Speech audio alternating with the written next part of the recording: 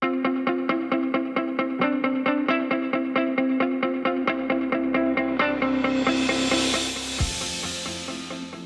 disebut sebagai negara maritim, sehingga hasil laut sangat melimpah dan menjadi mata pencaharian oleh warga di daerah pesisir.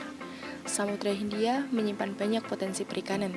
Wilayah Indonesia yang berbatasan dengan Samudra Hindia, salah satunya adalah daerah istimewa Yogyakarta. Potensi perikanan di daerah istimewa Yogyakarta cukup menjanjikan. Pasalnya pada tahun 2016 mencapai 7.600 ton. Nelayan di daerah istimewa Yogyakarta sebagian besar adalah nelayan tradisional dengan tingkat pendidikan yang relatif rendah. Jauh sebelum adanya teknologi seperti sekarang, masyarakat Jawa telah mengenal sistem bercocok tanam dan berlayar secara tradisional. Salah satunya adalah sistem penanggalan pranata mangsa yang digunakan sebagai pedoman dalam mengenali musim. Menurut Syedik tahun 2012, kalender pranata mangsa terdiri dari 12 bulan yang disesuaikan dengan pembagian keadaan alam, sehingga penggunaannya dengan cara harus diingat atau dalam bahasa Jawa dikenal dengan istilah ilmu titen.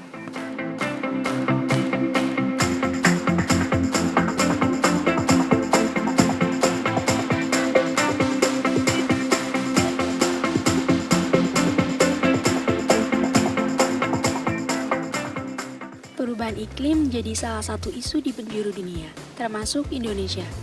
Letaknya di garis khatulistiwa menjadikan Indonesia rentan terhadap perubahan iklim yang berdampak pada tatanan kehidupan masyarakat, khususnya masyarakat yang bekerja menggantungkan diri pada alam. Secara holistik, alam mempengaruhi terciptanya budaya yang ada di daerah tersebut, serta manusia dipengaruhi oleh lingkungan ekologinya dalam rangka memanfaatkan laut sebagai sumber pendapatan utama. Di saat seperti ini, di mana terjadi perubahan iklim, kami tim Opsi 2022 tertarik untuk mengetahui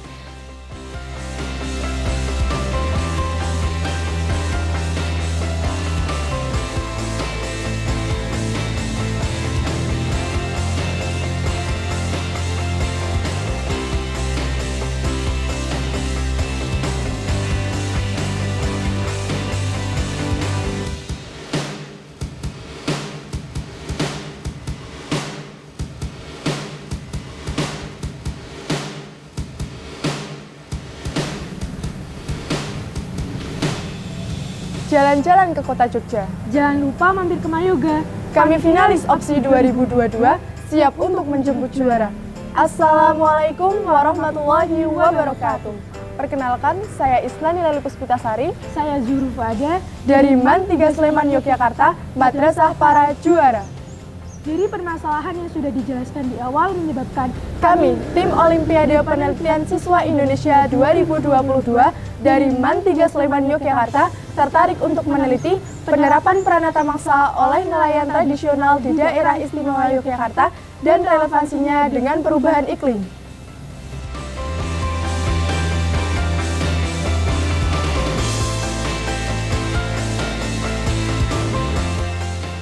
dalam penelitian ini, kami memilih 3 pantai di daerah istimewa Yogyakarta, yaitu Pantai Sadeng di Gunung Kidul, Pantai Congot di Kulon Progo, dan Pantai Depok di Bantul.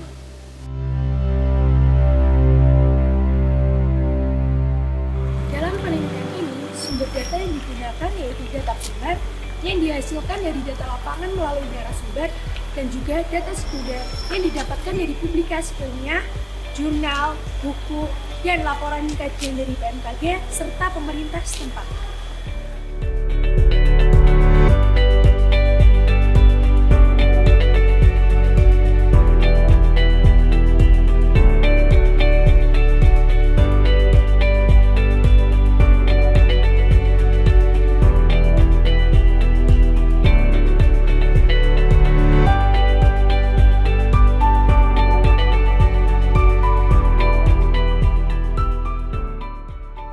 Teori yang digunakan dalam penelitian ini adalah teori etnoekologi. Menurut Sari tahun 2017, etnoekologi merupakan pemahaman tentang proses hubungan yang saling mempengaruhi antara manusia dengan lingkungannya yang kemudian membentuk sebuah pola kehidupan ekosistem tersendiri. Dalam teori ini terdapat 3 indikator, yakni pengetahuan lokal, orientasi ekonomi, dan dampak penggunaan teknologi. objek dalam penelitian ini adalah penggunaan pranata mangsa. Sedangkan subjek dalam penelitian ini adalah para nelayan di DIY.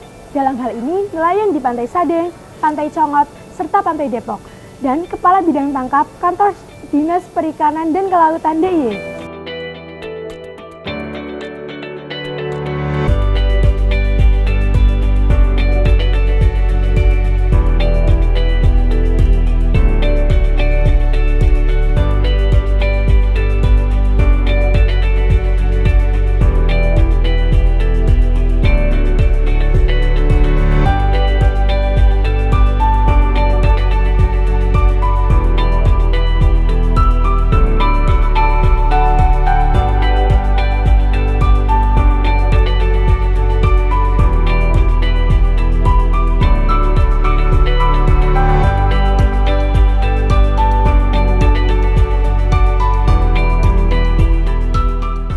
Pengetahuan lokal tentang iklim ketika pantai.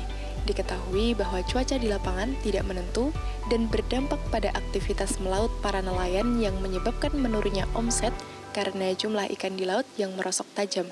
Berdasarkan penggunaan Pranata Mangsa, berdasarkan hasil observasi dan wawancara, diketahui bahwa nelayan tradisional di ketiga lokasi pantai masih menggunakan Pranata Mangsa. Dengan kendala, sering terjadi pergeseran musim atau meleset. Dalam hal ini, Pranata Mangsa tidak digunakan sebagai alat untuk menentukan atau memprediksi iklim, akan tetapi untuk memprediksi jenis ikan dan alat tangkapnya, sehingga hasil yang akan didapat mampu dimaksimalkan. Diketahui bahwa nelayan tradisional sangat menggantungkan dirinya dengan hasil tangkapan melautnya.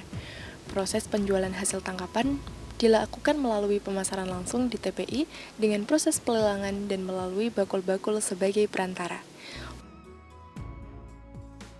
Upaya dinas dalam pemberdayaan para nelayan yaitu dengan membuat berbagai macam program pemberdayaan antara lain pembinaan bagi para nelayan, pemberian modal, dan lain sebagainya.